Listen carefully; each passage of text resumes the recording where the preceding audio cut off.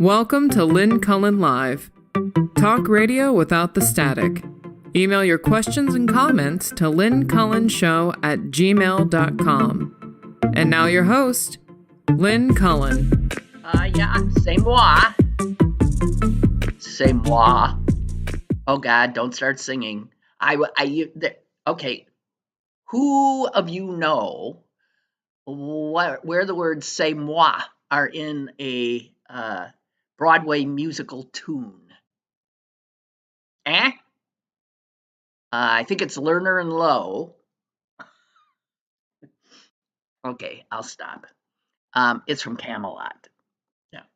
C'est moi, I beg to inform, much too noble to lie. C'est moi, Anyway, hi. This does not bode well that I've begun the show singing. At least it doesn't bode well for you. Anyway, we've begun. And as I'm wont to do, I'll just stick us in time. 12/11/24. And gray Wednesday here in Pittsburgh, Pennsylvania. I've got lots of stuff to talk about, guys. And you know what I've decided? I'm hoping I stick with it. I've decided not to talk much about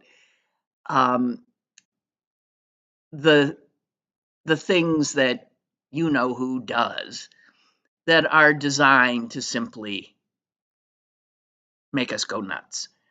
I don't want to be a foil in his performance because what he does, he is a performer who happens to soon be the President of the United States, but mostly what he is a performer and a grifter. And as a case in point, I just want to say that now I'm going to mention what I said I wouldn't talk about, but just to give you an idea of the kinds of things that I swear, not going to generally go nuts about or even refer to or comment on. Those last two things being exactly the same thing and redundant. The fact that he, I guess in a Truth Social post, called the prime minister of another country, as a matter of fact, one of two countries that border us, that he called him not by his proper title, but called him governor, and suggested that his massive country was in fact nothing more than a state, another state of the United States, belittling him, belittling his nation. If you hadn't heard, this is what he called Justin Trudeau of Canada. And it's that kind of, when I first saw it, I sort of, sucked in my breath. I thought, how, nobody, it's just, but this is exactly the kind of thing he does, which his followers love him for. He does it in part for them, knowing it solidifies their adulation, but he does it also at the same time, knowing it horrifies people like me and you, and throws off balance other heads of state who have to deal with him as arguably the most powerful person in the world. So this is like a resolution that I'm making to myself. I'm sure we're all trying to figure out how to navigate the coming years without losing our minds, even as we may lose our country. I I do not want, now that I understand more about him, his methods, I don't want to play his game in as much as I have the ability to say no thanks. Understand that if I'm not talking about these kinds of outrageous, performative uh, bits of outrage and sticking his presidential finger in the eye of other leaders or social protocols. Whatever. I'm just know that I'm aware of them, generally speaking, and I'm simply not going to waste our time, even though I've now wasted 6 minutes uh, talking about it. I just wanted you to, I don't want you to think I'm not aware. Uh, I am, and I'm trying to be even more so by, and it's not just a matter of not talking about it on the program. I I'm trying to train myself not to expend any emotional energy when I see these things. And that requires quite a bit of discipline and may, in fact, be impossible simply because one reacts as one reacts. I also suspect I'm going to back away from the big story now of the Luigi, our handsome assassin, because we're going to be, I already weary of watching our media do its thing. And I was fascinated to see, who did I have on? Oh, it was MSNBC. I did have on yesterday around 4:30. Nicole Wallace, and it was interesting to see that as she spoke of this crime, that she made a point of saying that media, including her, uh, were not going to be sharing his manifesto with the public because they would not, he is a terrorist essentially. He is terrorizing CEOs. And as a terrorist, media have a responsibility not to give him the platform he seeks. So, not to explain his motivations and why he did what he did. And I'm I was sort of taken aback by that because just yesterday I believe I had said, well, at least, I mean, if anything good comes of the murder of this man who was simply a symbol to the murderer and a symbol clearly to an awful lot of Americans who rejoiced in his demise, at least perhaps his death will allow us and focus perhaps people in a position to do something about it will focus us on outrageously corrupted healthcare system. And there was Nicole Wallace telling me, no, that's not going to happen. We're not going to give this terrorist what he wants. But you see, as I've often said, this is why terrorists do what they do.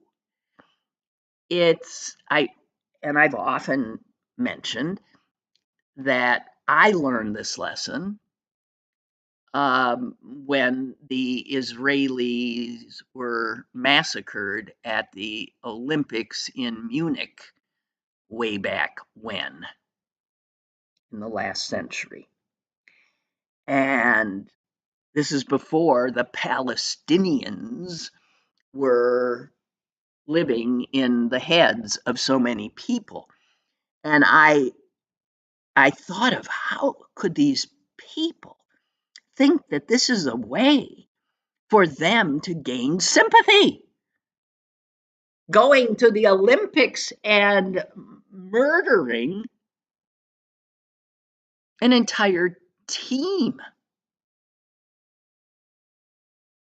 And then I saw how it played out. How media then began to talk about what would drive people to commit this kind of a crime. And it was the beginning of this global public relations campaign using terrorism as its messenger. And it has been, as we now see, wildly successful.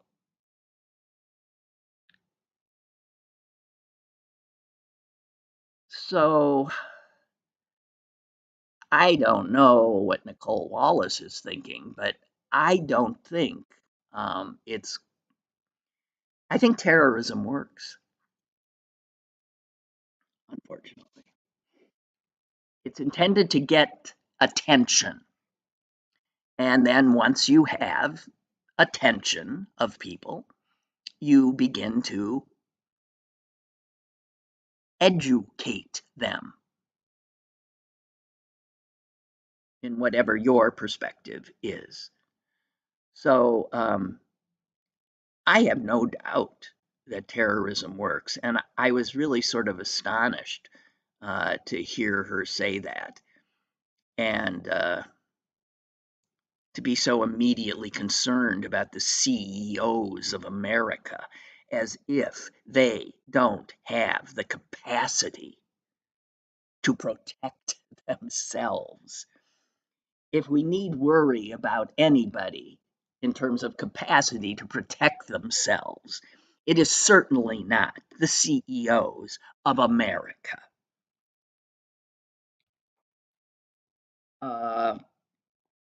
In that vein, Alexandra Petri, or Petri, I don't know how she pronounces it, has a funny column in the Washington Post today. Apparently, as we've heard, and not surprisingly, that ever since this murder, CEOs, their boards of directors aren't holding meetings. They're not putting the names of directors out on. It's all, they've gone underground. They're scared shitless. And for that alone, I'm somewhat happy, I have to admit. Because I feel like corporate America essentially terrorizes us a lot. And I really don't have. I'm not advocating assassination, but sympathy, empathy, would that they had some. I have none. And I'm an excessively empathetic person. Okay, So it turns out that there is this corporation called Sauron, Sauron, that is now, man, it sees with this assassination is money.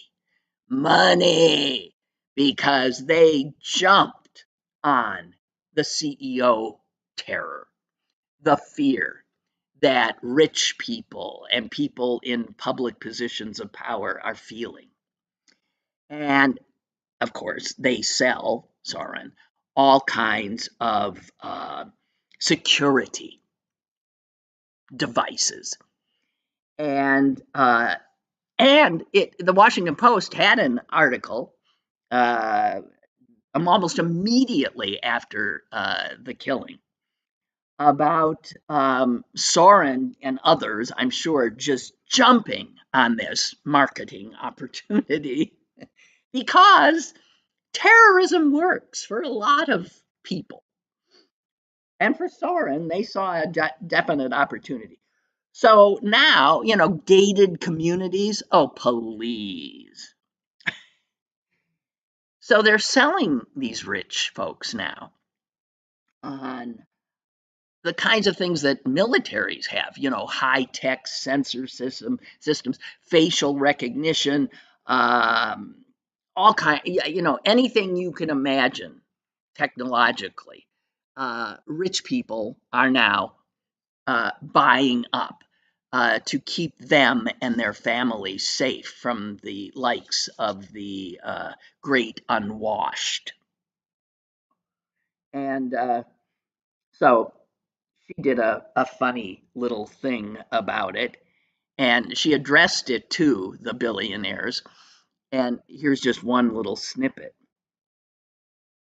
Now, remember, if you do something that makes you billions of dollars, but requires you to view people as numbers and sometimes to sacrifice them to your bottom line, you can either change something about the broken system that has put you in this position, or you could interpose more drones between yourself and the rest of humanity. Just apply money, not to other people's problems, no, but to any scenario in which you might conceivably be called upon to interact with another human being. So, I must admit, I got a chuckle. Something else that surprised me in my reading today. This takes us to Syria, and it turns out that these rebels who are now in charge were aided militarily by Ukraine. And I love that. But on the other hand, it's a little odd. Ukraine sent these rebels right at the beginning of when they started up.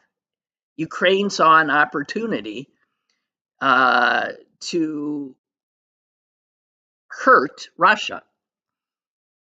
And I mean, they're absolutely right. So Ukrainian intelligence, which I have to say is pretty impressive, sent immediately when this began, this astonishing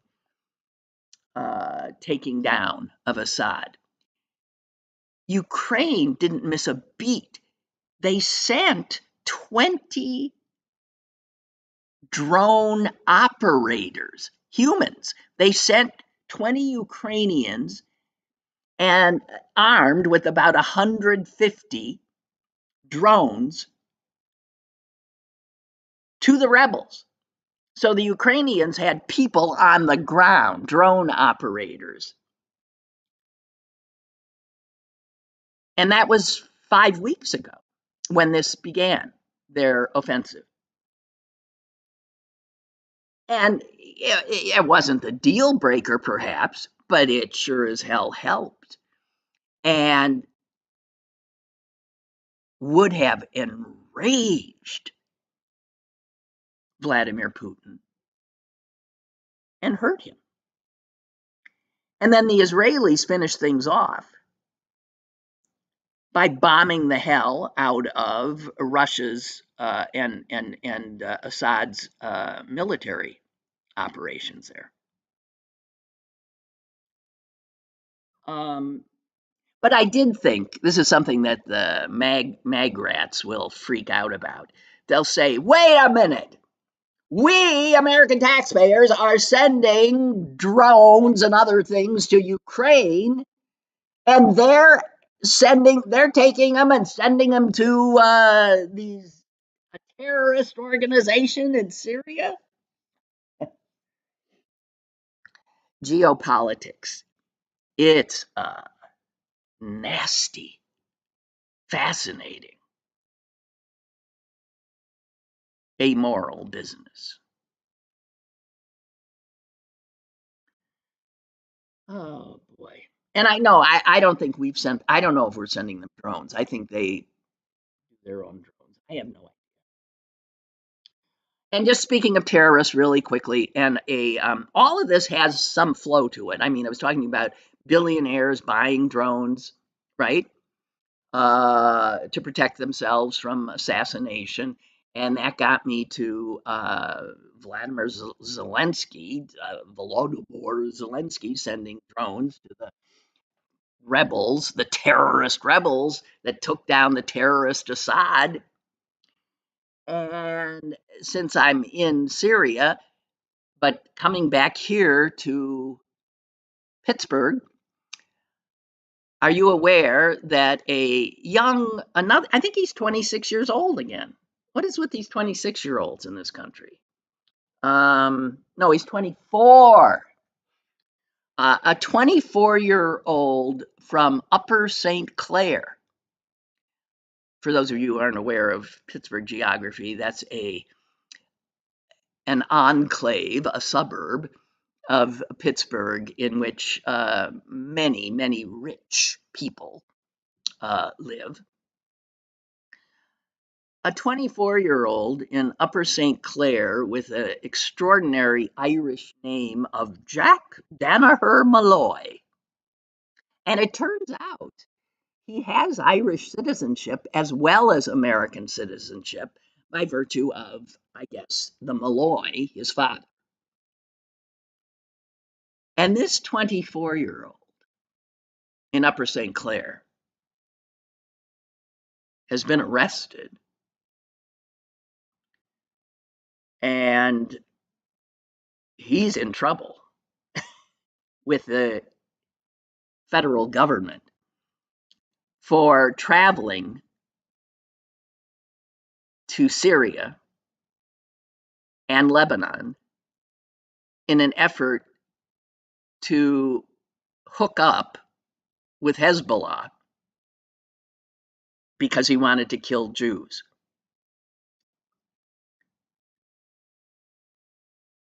Jack Danaher Malloy, 24-year-old resident of Upper St. Clair. The feds were onto him. They questioned him.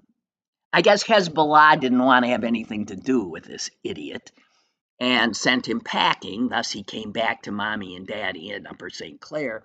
But the feds came knocking on the door and asked him questions, and he lied to them. And so they have at least one charge, which is lying to the feds. The U.S. Attorney's Office here says that Malloy idolized violence and wanted to kill. He wanted to kill Jews. And he had multiple images and videos on his electronic devices. And he had monikers that he went by on social media, including Kike Killer. Oh, God. He used an email address, glassofjuice88, which, for those in the know, is a takeoff of Gas the Jews, Glass the Juice, Gas the Jews, and 88 is a reference to Hitler. Who knew? Anyway, so he came back here where he still mightily, spent his time trying to figure out how best to kill Jews. And he's now in custody. Now, Jesus Christ. Let's do something happy right now. I came on a story that's so delightful. It was done by the what is that called? The New York Times essentially outsourced its entire sports department now to, and I even get this stuff, and I'm just blanking on the name, and they did this delightful story about a former Steeler, and when I saw the name, I didn't recognize it. I'm not a big, huge follower of the Steelers in the last 15, 20 years. But, big names I know, but the name John Malecki, and I defy some of you who think of yourselves as Steeler fans to think, who, what? John Malecki? Yeah, he wore a Steeler uniform for, I think, a year. And the article said something that confused me because they said that he left the NFL after Tomlin said, sorry, John. They said he left the NFL in his final rookie season. And I thought, what? How can you have more than one rookie season? And it turns out that what they were referring to is the fact that this John Malecki had been with 4 different teams, I believe, in the NFL, each one for one rookie season with the team, and then was told, thanks, but we're letting you go. And the Steelers were the final. And what's fascinating is not only was his final NFL team, in which he was a rookie who had next to no time on the gridiron, but being with the Steelers was his dream because it brought him home. John Malecki grew up in Murraysville, a Pittsburgh suburb. And I think he left the Steelers, I mean, like over 10 years ago. So if again you're thinking, who? He's gone. And he was depressed and distressed and thinking all I ever wanted to do was play football. I mean, he was in his 20s. What, he could go to Lebanon and try to join Hezbollah, but that went into that. He instead, just out of the blue, started working with wood. And he had watched some HGTV show called Fixer Upper, and so he was aware of that people could like do stuff with. Anyway, the story is about the fact that he starts with no experience at all, working with wood. He makes himself a coffee table. And then he's palling around with another ex-Steeler, Baron Batch, over in Homestead. Baron Batch, who's taken on an artist's career now. Who would think these two beefy NFL former Steelers, and they've both found themselves as artistic creators. So Malecki now has over 1 million subscribers on YouTube, where he puts out videos of how to make all kinds of stuff. And he's making as much money now doing it and having a ball as he did. Well, he's making as much money as he ever did in the NFL, which never was all that much, but that means he's making a good living. Even rookies make enough to, yeah, live okay. So anyway, it's just a really cute story, and again, it made me smile and gave me some respite. Um, so the odd thing was they did this entire. It's a long story too, and they did this long story. Interviewed a lot of Steelers, and the funny thing is that the what's with them? The New York Times, which I guess is behind this, never in this long story showed us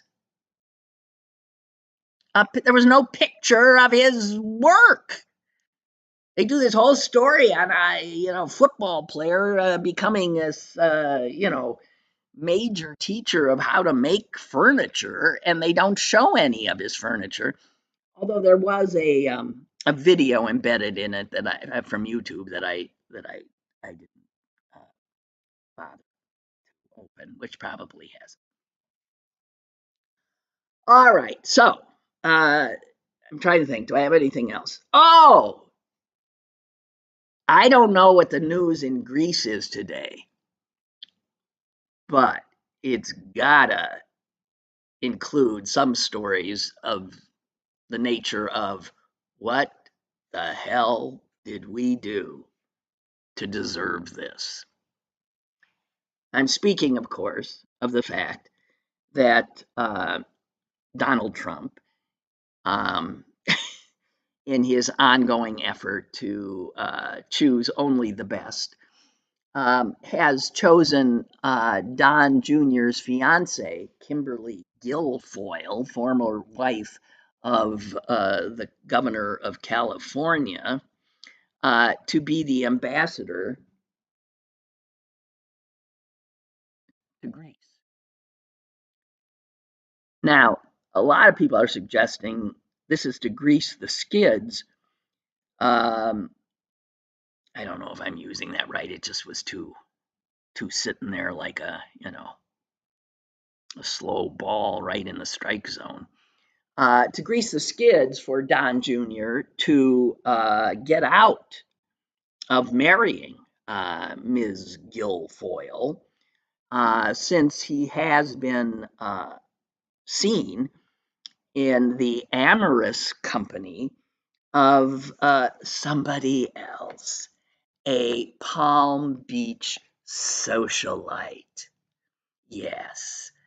And given that he is, well, supposedly engaged to this Kimberly, and yet is showing himself out and about with other women, this has caused some obvious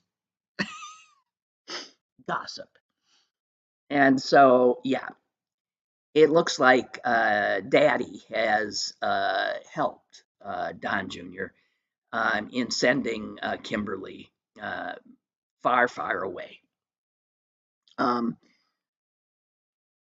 There's been no announcement as to whether Don will, of course, follow his fiancee to Athens, but I think we can assume that he will not.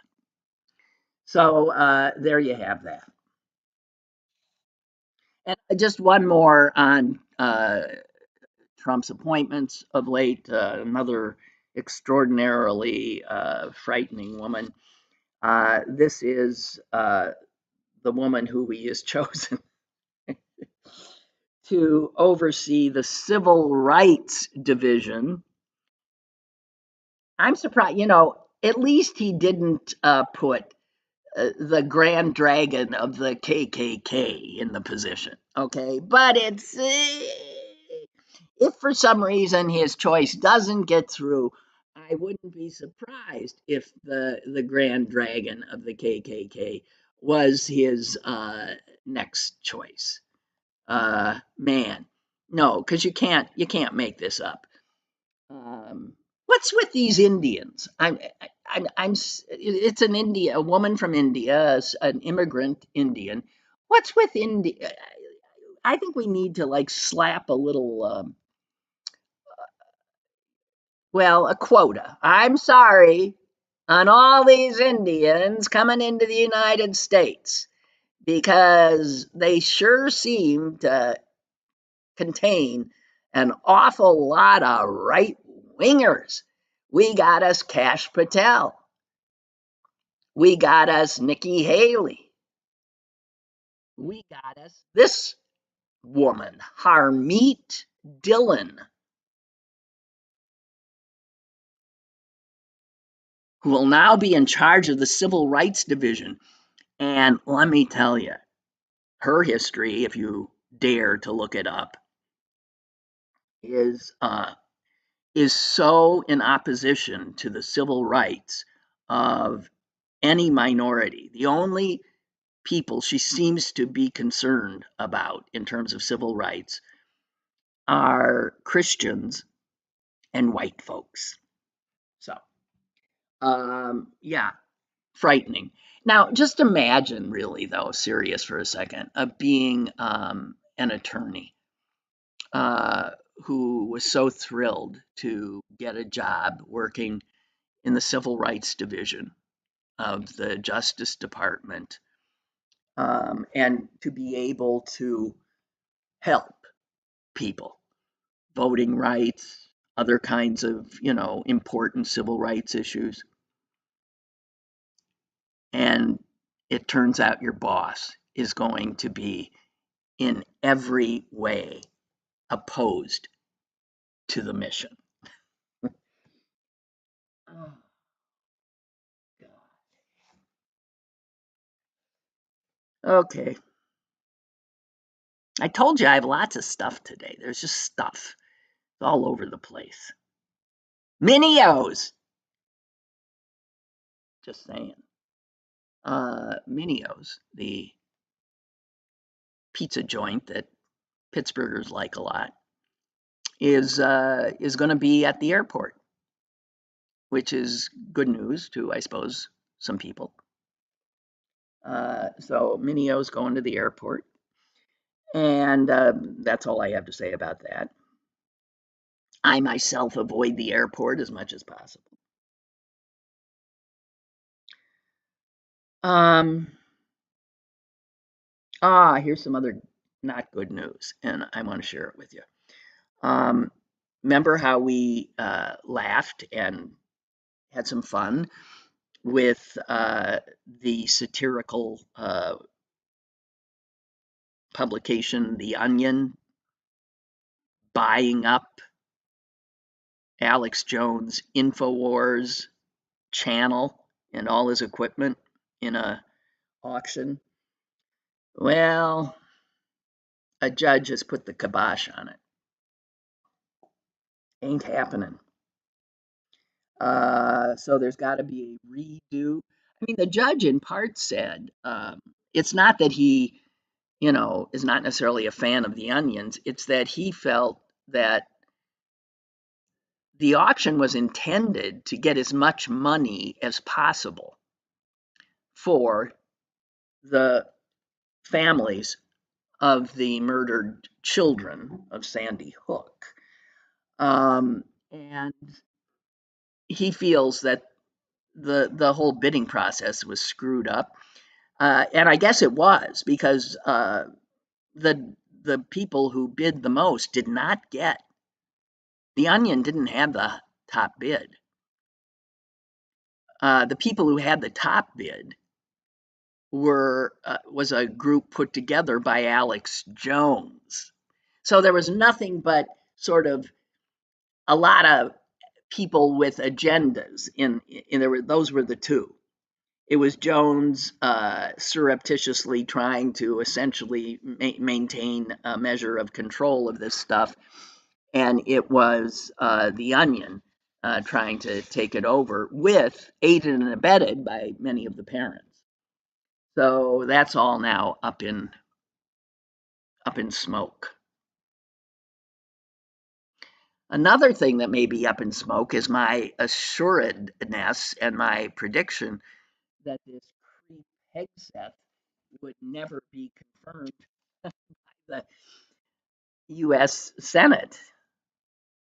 It's a toss-up now, and momentum apparently in his favor. Good God in heaven. And as we see from the news, with the world roiling, wars everywhere, instability everywhere, the need for a real professional at the helm of our Defense Department is certainly apparent. And this drunk molester of women is hardly the person who any rational being would choose or would sign off on. But I read recently some stuff about him and who he looks up to, other than Donald Trump.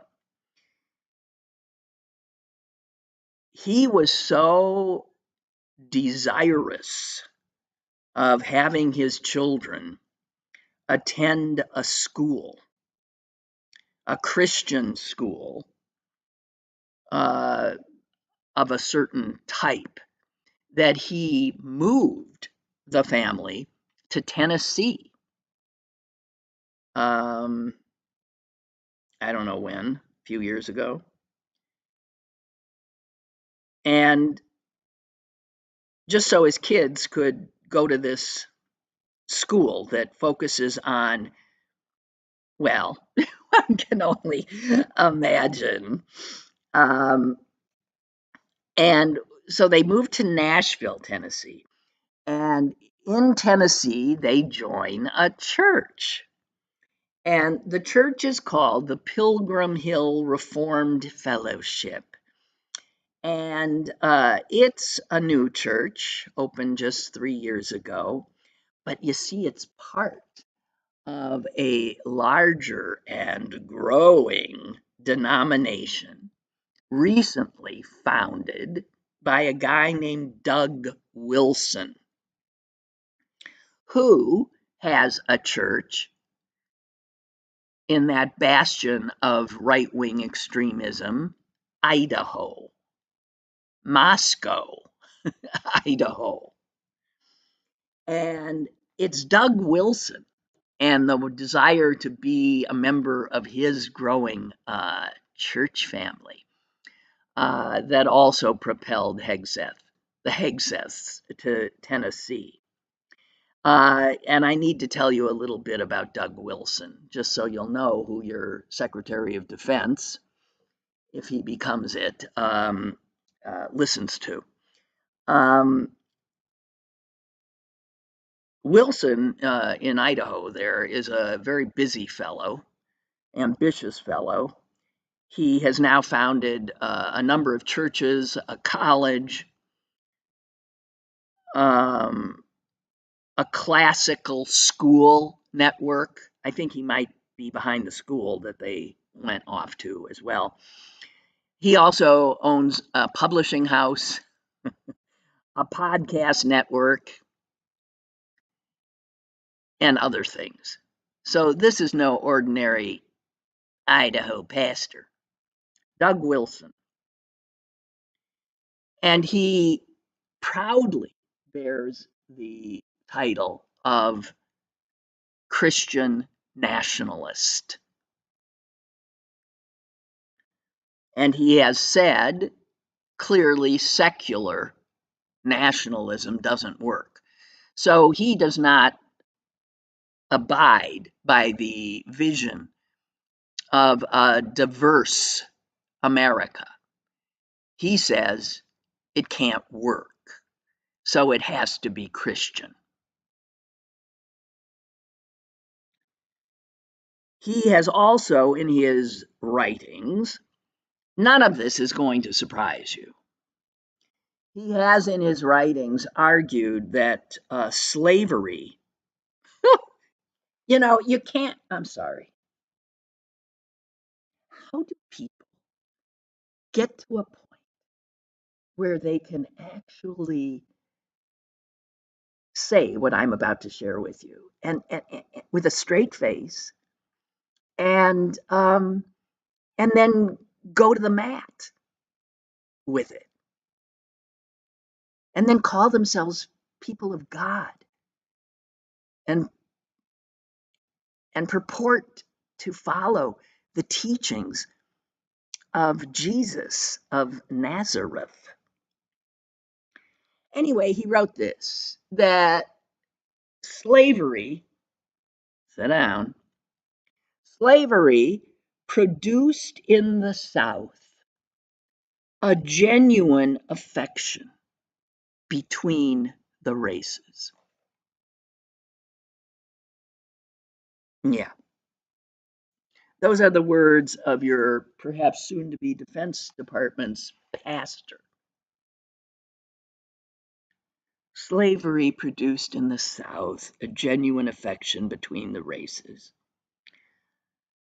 Okay, I'm just getting started. Other things that Doug Wilson believes, the man that Hegseth looks up to. Homosexuality should indeed be a crime. And the 19th Amendment, which gave women the vote, was a terrible mistake.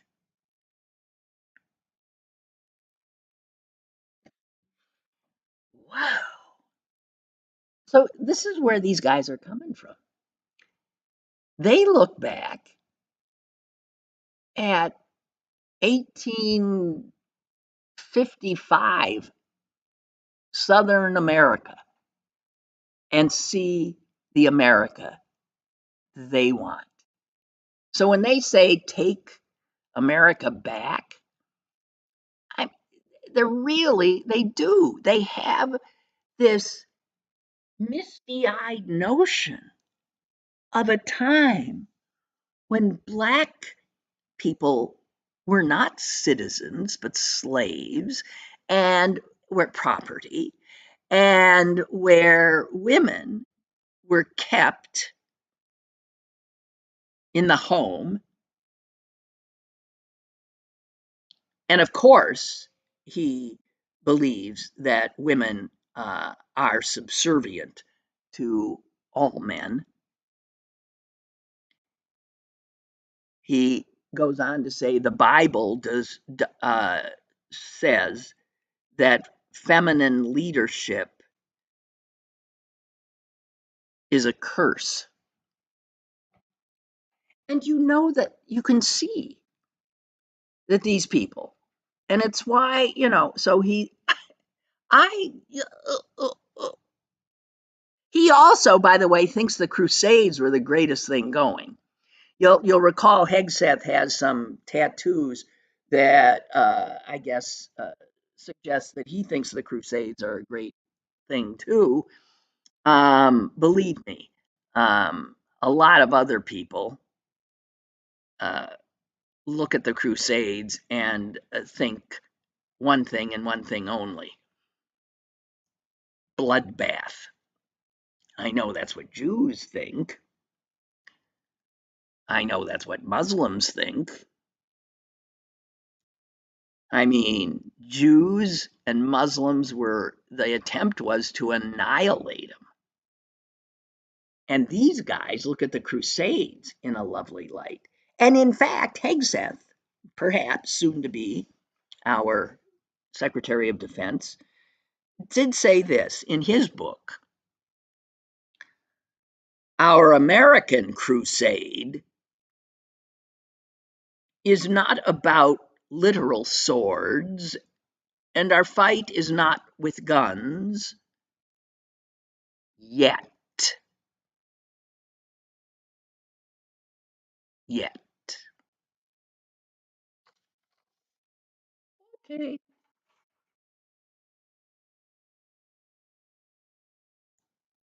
Rust Belt says white nationalists and Christian nationalists are exactly the same thing. Yeah.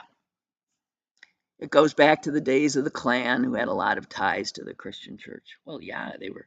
My God, President Woodrow Wilson was just so enamored of the Klan. Jesus.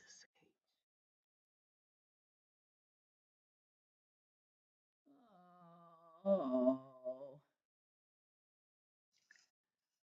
Um, guys, I feel like I've worn myself out here. Oh, and I do want to tell you, I will not be able to do a show next Monday.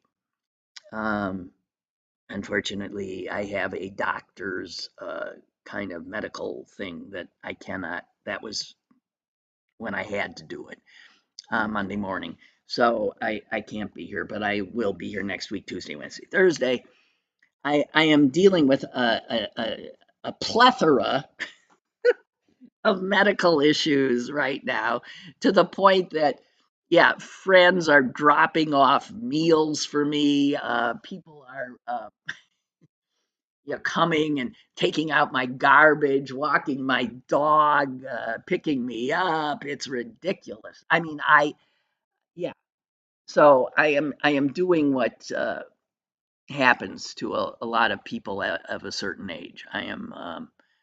I spend my life juggling medical appointments. Um, but as you can see, there are two parts of my body that continue to function admirably, I think. I don't mean to brag, but that would be my brain and my mouth. And I am very grateful for that. Okay, so let's see, how much time do I have? Damn it. This didn't turn out quite right. I often belittle and speak in fear about technology, just because it's making all of us nuts. Deborah wants to know how my broken hand is. It's still broken, I'll tell you that. And my non-broken hand is actually giving me a lot more trouble. I both of them. The broken one, if you were to ask me which one's broken, I would say the unbroken one. It's extraordinarily painful still, but part of that's my problem because it's the one that's not, in a cast, and I'm using it. I mean, because my God, otherwise I'd be in a friggin' nursing home or something, right? If you don't have use of either hand, what the hell do you do? So I'm using it, and I suspect because it was badly, badly sprained, it doesn't have, you know, it's not getting a chance to heal. And then I did my poor dog. I got to tell you, I have an extremely playful dog in that he would play from morning till night and never tire. And he's almost 8 years old and shows no signs of. I have a lot of people say, oh, dogs, they just sleep. What? No. My dog wants to play and he likes to play hard. So he loves to play tug. And then once, if ever I manage to get whatever he's holding away from him, then I throw. And he loves to catch. He's an extraordinarily good catcher. So I've not been able. And there was a day about 4 days ago where I woke up and my good hand, the unbroken hand, felt like almost normal. I felt like I could make a fist. I could hold something without pain. And so when he came to me with that expectant look, with a eviscerated former plush toy hanging out of his teeth, and looking at me like, "Come on, go for it." I grabbed it, and I was able to play tug, and I was so happy, and he was so happy. And all I want to say is, I've been paying for it ever since. So that was not what I intended to talk about. But Deborah, you had to ask. So, and my broken one, I don't know. Actually, the appointment on Monday is about my hands, and I do have to go. I have other appointments tomorrow that are more actually scary, and some other stuff. You cannot imagine how I'm falling apart at the seams. Okay, so so technology. Yeah, I read a story of, where was that? It was the most, and I'm seeing you're seeing stories like this. You are too. That just freak me out. A child, in this case, a little boy in Texas, who was on the spectrum. He wasn't a little boy, he was 17, but he had autism. And, you know, within 6 months, he became somebody that his parents simply did not even recognize. What had happened is that he had become friends with an artificial intelligence character.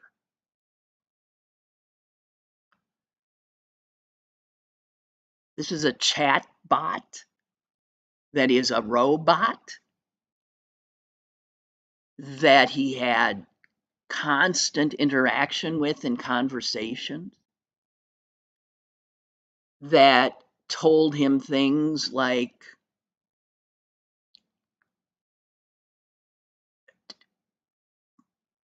well, it goaded him to fight with his parents. It goaded him to, at one point, to kill his mother. This is a chat bot that a kid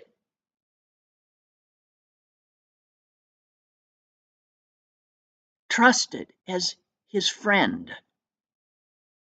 This has happened before.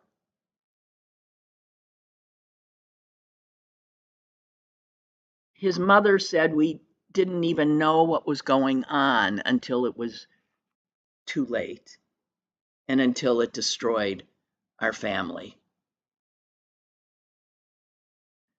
Kids have killed themselves after falling under the sway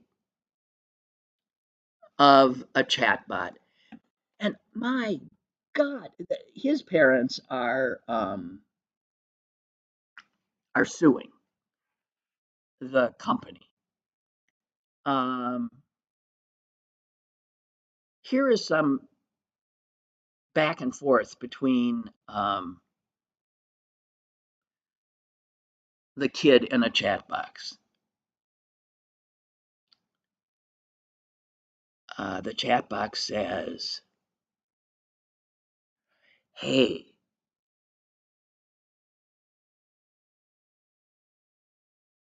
Don't speak so loud. We're supposed to be being secretive. Come on. And then it says, it conjures action between the two. The guy says, this is all on, texting each other. Come on. And then it says, I'm taking your hand. I'm taking you to the forest where nobody will hear or see us. So I wanted to show you something. And then it says, shows you scars on my thighs. I use it to cut myself when I'm really sad. This is the chat bot. It felt really good for a moment. I wanted you to know because I love you a lot. Okay. Now, that has so creeped me out that I am beyond. I cannot imagine how anyone can be a parent today. I can't imagine the world our children are living in, and that we cannot protect them. And we have a government that certainly is not going to protect them. And I don't think we could. And I read recently that Australia has passed some law that kids under the age of 16 or something cannot, blah, blah, blah, blah, have, get to anything like that. And everyone was saying, the kids in Australia are saying, oh, bull. We know how to do workarounds. They're so ahead of the adults on this. But for especially vulnerable children, like this boy with autism, or somebody being bullied, or somebody who doesn't have friends. Wow.